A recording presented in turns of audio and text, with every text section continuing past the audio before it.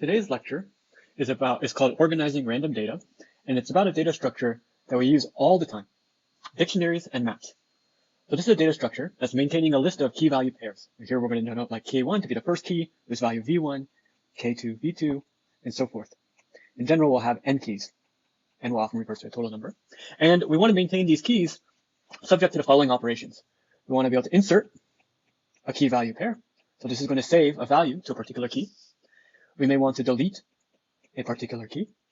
So we're going to remove some previously inserted key from the data structure or look up the value of a key. So here we give the data structure the key and we look for a value V that was previously associated with it in an insertion step. So this is exactly how you would use, say, the real dictionary, where you want to know the definition of a word. So you go to the page that has the definition of the word on it. It's alphabetically sorted and you read it off. So dictionary should be very familiar to anyone using Python, because in Python, dictionaries are actually provided as a primitive. So it's very easy to use, and they even have this sort of set kind of notation where you can just create a dictionary immediately, and they also have this nice bracket notation for looking things up. So Python has kind of a range of syntax to make dictionaries extremely easy to use.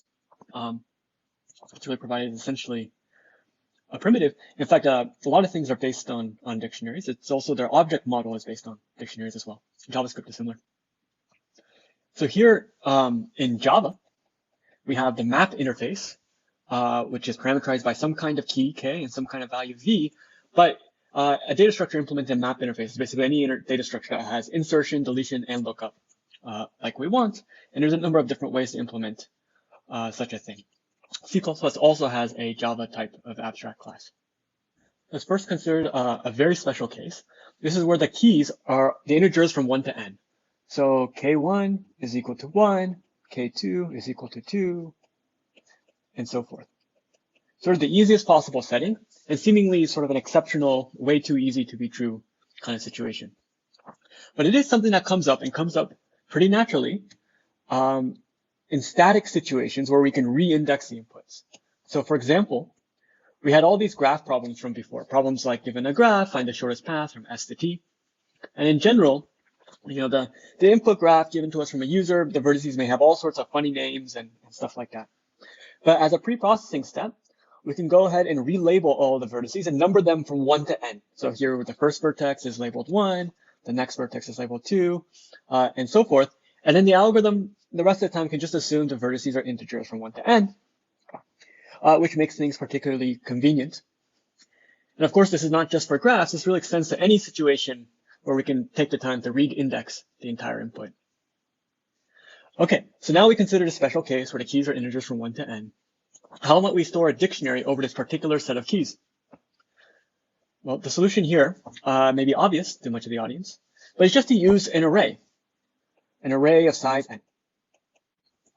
And arrays, of course, are perfect objects for this because they can store data at integer indices. So we make an array of size n, so this will eventually go out to length n, and we just store the value for key 1 in the first slot, the value for key 2 in the second slot, the value for key 3 in the third slot, and so forth. And this is about as good as we can ask for. So as random access memory, to access one of these slots on the array, we need only constant time. And as for the total amount of space, we're using 1 slot per key. So the total amount of space is about constant per key. It's about as good as we can expect. And this array-based approach is really perfect for static settings, where we can re-index the input just once at the beginning, and we don't have to add or introduce any other keys thereafter. The flip side is that it's very bad for dynamic settings, when the set of keys may change. And when the set of keys change, if we want to maintain this efficiency, we'd have to re-index everything, and that takes a lot of work, and so on and so forth. So this array setup is great when sort of the input is fixed for the course of your problem. Like you take a graph, you have to do something on a graph. Okay, let's take the time to relabel all the vertices. It's not great as a general purpose data structure when different keys are going in and out. Okay, so let's look at this more general setting. In a more general setting, the keys are a set of n integers out of a very large range, say from 1 to u, where u, I use u to stand for universe, but the point is u is really, really big. U may be much bigger than the number of atoms in the universe. And it comes up very naturally. So because in computer science, all of our objects are at some level bit strings, and bit strings can be interpreted as numbers. So for example, take this string hello. The ASCII code might be something like 72 for H, 69 for E, 76 for L, 76 for L, and 79 for O.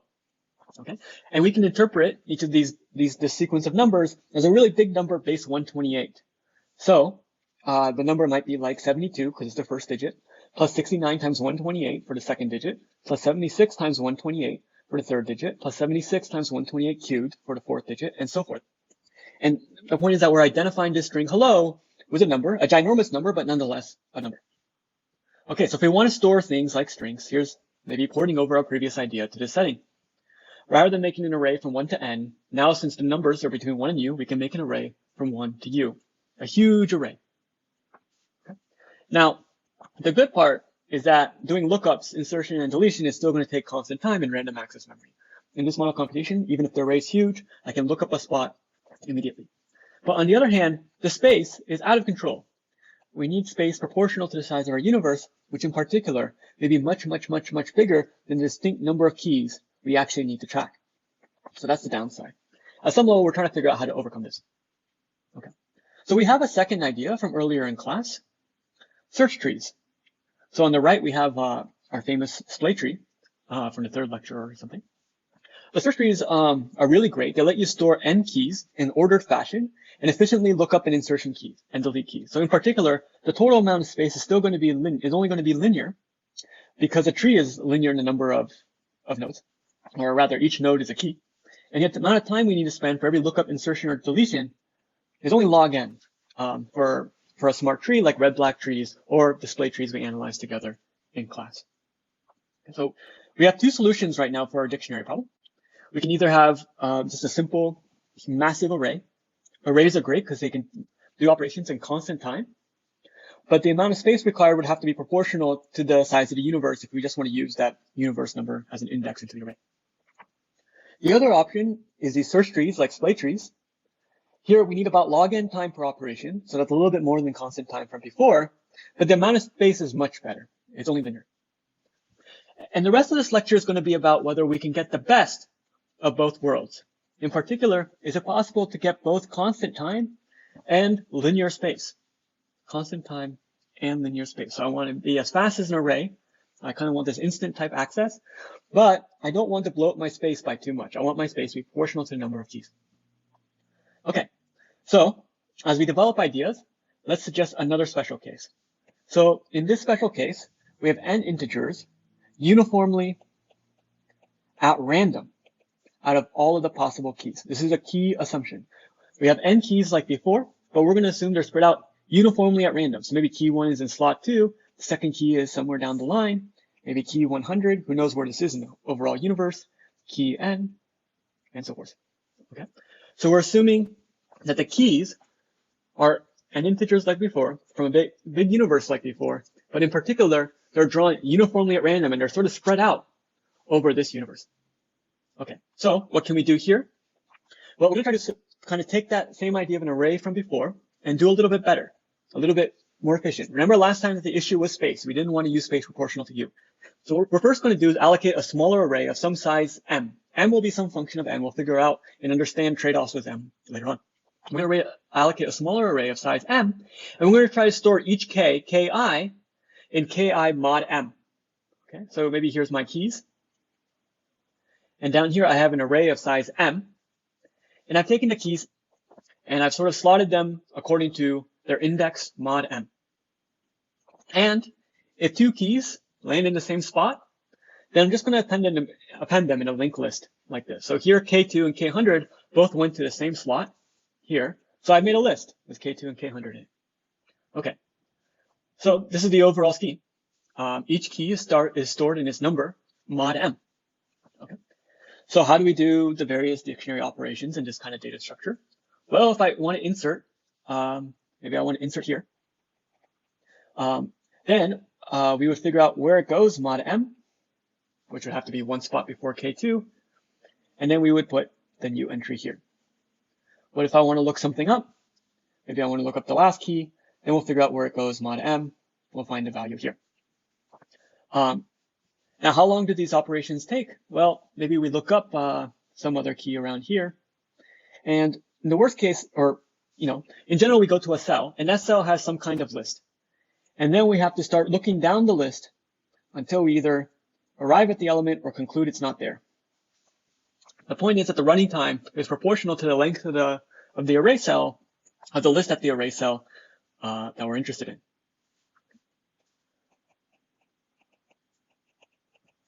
So this, to understand the running time of insertion, deletion, and lookups in this data structure, we might ask the following questions. What is the expected length of any fixed list? Now I say expected because the lists are now random, because we assume the keys are allocated randomly. So now the lengths of the lists are going to be random values depending on which keys actually turn out. A second question we might ask, what is the maximum length of all of the lists? So the max of the length of all the lists will sort of give us a worst case time for any insertion, deletion, or lookup operation. So the expected length of a list, sort of the expected running time of an operation, is sometimes called the load. The maximum length of all the lists is sometimes called the max load. Okay, and here, for simplicity, we're going to assume that the size of the array M divides the universe cleanly. And if that's not the case, we can adjust M or increase M slightly to make it do so, but in general, it won't really matter, but it'll clear up the analysis and make it much simpler if we assume that M divides U cleanly. Okay, so we have this scheme and we have these questions. What is the expected length of a list? What is the maximum length of a list? Now, these kinds of questions are sometimes modeled by what's called balls and bins. So in balls and bins, there's a certain number of balls, say N balls and M bins. And each ball is tossed uniformly at random into one of the bins. So here's a red ball, and it eventually makes it into that bin. And for us, we have a balls and bins problem, where each key, because it's drawn uniformly at random from U, which get kind of mapped down into M slots by taking the index mod M, each key is like a ball thrown into one of these M bins uniformly at random. And now we want to ask questions like, what is the expected number of balls in any particular bin? Or what is the maximum number of balls in any bin at all? Okay, good. So now let's go to our questions and address them one at a time. We'll start with the easier one. What is the expected length of a list? Okay, so let's fix a particular index J, and we want to ask now, what is the expected length of a list at index J? And there'll be nothing special about J because everything's symmetric. So analyzing one J will give us all J's. Okay, so what do we know? We know that each key maps to index J with probability 1 over M, just by symmetry. Again, M is the number of bins, and so a ball gets tossed into any one of the M bins with equal probability. Right. So now we're interested in what is the expected number of keys at bin J. The expected number of keys is exactly the length of the list. Well, it seems complicated to think of many balls floating around at once. But the key point is we're only interested in expectation. And when analyzing expectation, we have a very powerful tool, an old friend from the past, linearity of expectation. By linear of expectation, we only have to analyze one ball at a time, or one key, and figure out the probability that that key maps to bin J.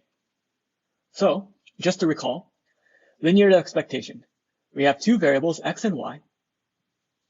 And linear of expectation says the expected value of x plus y, their sum, is expected value of x plus expected value of y. The expected value, the sum of the expectations. So the expected value of the sum is equal to the sum of the expectations. The example we had from earlier in class was surveying height. Suppose x is sort of the waist up height of a random person, and suppose y is waist down of a random person. Then x plus y for any person will give you the height of the person. Linear of expectation says that the expected average height is equal to expected length waist up plus the average length waist down. Totally intuitive. And the proof requires care, but it's not that sophisticated either. It's essentially just an interchanging of sums. So this is the proof from before, and you're always encouraged to take a peek. Okay, so let's go back to our data structure question. What is the expected length of a particular list? As we know, each key maps the index is probably 1 over M, and by linear expectation, that's sort of all the information we need. By linear expectation, each key maps its probability 1 over M, and there's N keys, so the expected length of a list is N over M. Great. So, to sum up, as far as the expected length goes, expected load is N over M for any particular slot. That is to say, that with n random keys over m slots, the expected load of any slot is n over m, so that their operations should take 1 plus n over m expected time. Good. So now we have sort of an average case analysis of any particular insertion deletion. Okay, good. So that addresses the first of our questions. Let's now look at the second question. What is the expected maximum length of all the lists? So before we analyze a particular list and says what's its average. Now we take a slightly different question and we say what is the average max? Note that the average max is not the max of the average. In fact, we won't even show average max. We're going to show the max. We're going to give upper bounds that hold with certain probabilities. Okay, so let's look at this question of addressing the max load. And we can think of this as a balls and bins question. The balls and bins question asks, what is the maximum number of balls in any of the bins? Not all at once. What is the maximum number of balls in any of the bins when the balls are thrown uniformly at random into the bins? Good. So to analyze the max, instead we're going to analyze one bin at a time. We're going to fix a particular bin, and for some threshold k, ask ourselves, what is the probability that this bin has at least k balls? So we fix the bin I. I should have chosen j, but I chose I, and we ask, what is the probability that bin I has at least k balls? Okay, good. All right, so let's analyze this. And to do this, we're going to need a new tool called the union bound. I know many people in this class have seen it before, but it can't be skipped. So union bound is a very simple and powerful tool in a way that makes it a lot like linearity of expectation. The union bound says, take two probabilistic events A and B. So these events are not necessarily disjoint or independent or anything like that. A and B may even be the same event. But take two probabilistic events A and B. The probability that A or B, one of the two events occurs, is less than or equal to the probability of A occurring with no consideration of B, plus the probability of B occurring with no consideration of A. So this is sort of a probabilistic analog of a Venn diagram. Here we have some event A, and suppose this circle is drawn. Imagine throwing bullets, or throwing darts at a dartboard, and we have two circles A and B. So the probability of A is sort of the probability of hitting A with a dart. The probability of B is the probability of hitting B with a dart. And we're saying that this whole volume, combining A and B, or this whole area, is less than or equal to the area of A by itself plus the area of B by itself. And in fact, the proof is very much this way. You just have to set up the formalities in terms of this dartboard thought experiment. Now for us, we're interested in the probability that bin I has at least k balls. And to bring this closer to a union bound type of situation, we're going to rephrase that sentence as saying the probability that some set of k balls all land in bin I. The probability that some set of k balls all land in bin I. Okay? Well, by the union bound, we can sum up over all sets S of k balls and ask, what is the probability that all of S, all balls in the set S of k balls, lands in bin I. Now, a particular set of S balls lands in bin I with probability 1 over m to the k. So probability that all k of the balls go into one bin in particular out of m is 1 over m to the k. And then we're summing up over how many sets of balls. We're summing up over n choose k of them. Okay. So ultimately, the probability that bin I has at least k balls is less than or equal to n choose k times 1 over m to the k. Here n choose k is the number of ways to choose k balls out of n, and 1 over m to the k is the probability that they all go to bin I. Okay, so to go back to our analysis, what do we have now? We have that the probability that bin I has at least k balls is less than or equal to n choose k divided by m to the k. And now we can start simplifying. So keep in mind that n choose k is this factorial thingy, n minus k factorial, k factorial. And so we can start simplifying this as n over m to the k divided by k factorial, and then we just drop the k factorial and get n over m to the k. Good. So now we're not interested in just bin I. We're interested in all the bins. So we're going to use the union bound again. The probability that some bin, any of the bins, has greater than or equal to k balls is by the union bound less than or equal to the probability over each of the bins having at least k balls. So the union bound is summing over the bins. And so that'll give us m times n over m to the k. Here, n over m to the k is just one bin.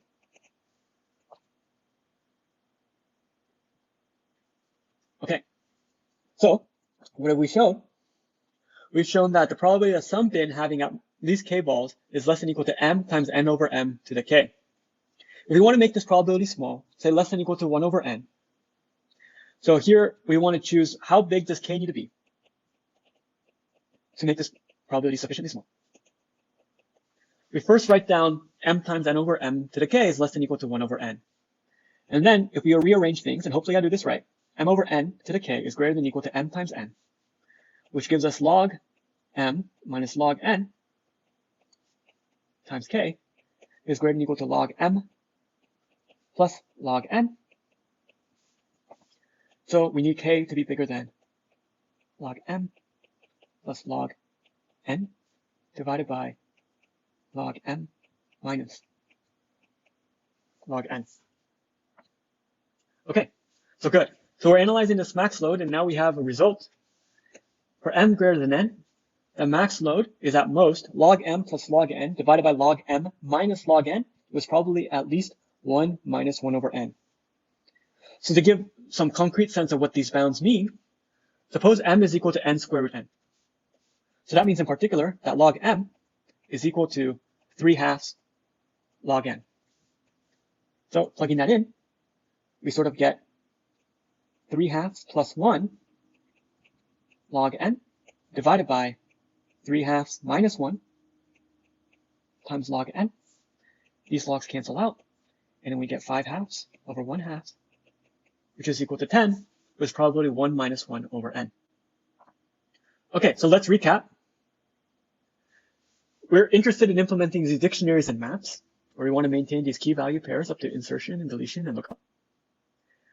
We had two ready-made solutions, one very lazy solution of making a ginormous array, which was fast, but required a lot of space. Or we could use search trees like splay trees, where the running time was okay, it was log n time per operation, but the space was very good, O(n) space. And we asked ourselves if we can get the best of both worlds, constant time per operation and linear space. What we've analyzed is this very special case where all the keys are spread out uniformly at random over the universe of possible keys. In that case, what we've shown is that for any particular epsilon greater than 0, with n to the 1 plus epsilon, 1 plus 1 over epsilon space, we need about 1 over epsilon time. So you can plug in epsilon equal to, say, 1 over 100, and now the space is n to the 1 plus 1 over 100. So it's very close to n to the 1 space, that is linear space, and you need about 100 units of time max. Okay, so to take stock of the situation, arrays work great with n contiguous keys. They have a bad time when the n keys are spread out, because then you need a huge array. Now you can do this idea where we take a smaller array mod m, but if the keys are chosen adversarially, they might all have the same index mod m, which results in these really, really long lists.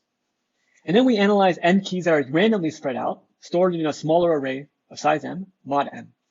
And the question was whether it's going to look more like the bad case or more like the good case. And it seems like in our analysis, when n keys are randomly spread out, it actually works really well and starts to look like the good case. Okay.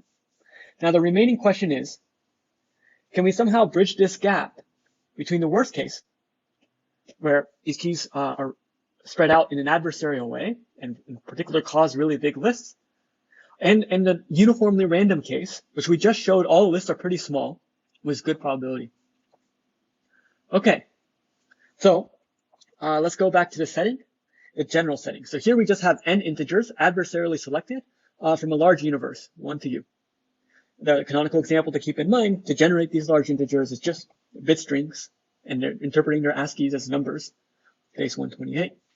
Okay. So we have these keys, and somehow we want to store them. Now we can't directly use a small array and store them, mod the array size, because then we get big lists that stack up. Now here's the big idea. The big idea is that we're going to randomly reindex these keys. So, for example, we might take key 1 and assign a new index h of k1 here. We might take k2, assign a new index here. k100 might get reassigned here. and kn maybe gets reassigned here. The key point is that we're going to do this reindexing randomly, or conceptually or morally randomly, which in principle should spread out the keys as if they were universally selected from the universe. Now this might map to a universe that's slightly bigger, slightly smaller. In general, it should be much bigger than M or N. And now that we've randomly reassigned indices, then we're going to hash it, or we're going to map it back down to a smaller array. So after reassigning the indices, then the keys look like they're randomly spread out over the universe, and then we'll map it down to an array, and all of our analysis comes for free insofar as these keys are in fact randomly spread out. Okay. So each key is going to get mapped into h of ki mod m for some random reindexing function h. Okay, so what is h? What about it? These functions h are called hash functions. They're going to map one huge universe, one huge range of numbers into another possibly huge range of numbers, say 1 to u prime. And the function should be very fast to evaluate. You should sort of take in a number, do some arithmetic, spit out a number. And it should look like it's spitting out totally random numbers.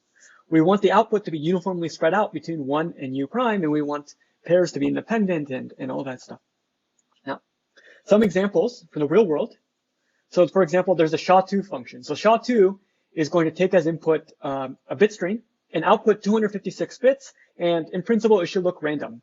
People often treat them as sort of cryptographically secure functions, and in fact, if you could prove that SHA-2 isn't random and you can sort of guess what the answer would be, then all the bitcoins in the world would be yours. So SHA-2 is one hash function that for all intents and purposes is considered to practically be random. Another version, for example, in Java, all objects come with a .hashcode method. So here, there's some built-in implementations that's going to take an object and spit out a random looking integer to identify the object. And you can override this method and implement your own hash function if you deem it appropriate. Okay. And the net effect from using these hash functions first and then taking their values modulo m is that you essentially get a uniformly random mapping from the set of keys down to m that's fast to execute, even when the keys is coming from a huge universe. And this in turn allows our dictionaries to be efficient because a list can be probabilistically analyzed to be small. Now there's an important caveat. In theory, no really compact function can be truly random in the completely ideal sense that we analyzed. So any function that's small and only has a limited number of bytes to describe it and can be run really fast is not going to be able to generate all possible functions from the first universe to the second universe by just a simple information theoretic argument. There's too many possible such functions to be expressed in so few bits. Okay. So those examples I've given above, like SHA-2 or Java's hash code, is sometimes treated as if they were perfectly ideal hash functions, but they're not necessarily. In practice, maybe they are. Next time, though, we're going to look at some very simple and concrete hash functions that only provide a limited amount of randomness. And we're going to be very careful about what we mean about limited notions of randomness. And then we're going to give dictionary implementations that do work with these very limited and simple hash functions. Okay, so in the remaining time, I want to go over the two homework problems I've assigned. The first is a refinement of our balls and bins analysis. Okay. Let L be some integer, like let L be 100. Show that the max load with n balls in at least n to the 1 plus 1 over L bins, so n to say 1 plus 1 over 100 bins, is at most 1 plus 2L with probability 1 minus n 1 plus 2L factorial.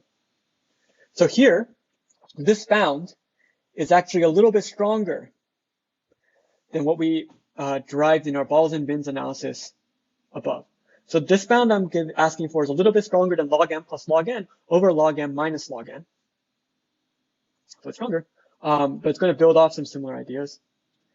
Now, a particular thing that might come up is that before we did our analysis, we did a union bound over the number of bins m. And here that's going to be too expensive. And you want to do a union bound over something smaller. In particular, you want to do a union bound over just n things. And here I'll give a hint. As a first step, first analyze the probability that a particular ball has k balls. A particular ball, I, which goes into some bin, what is the probability that this ball has at least k balls in that bin? The second question is about max load.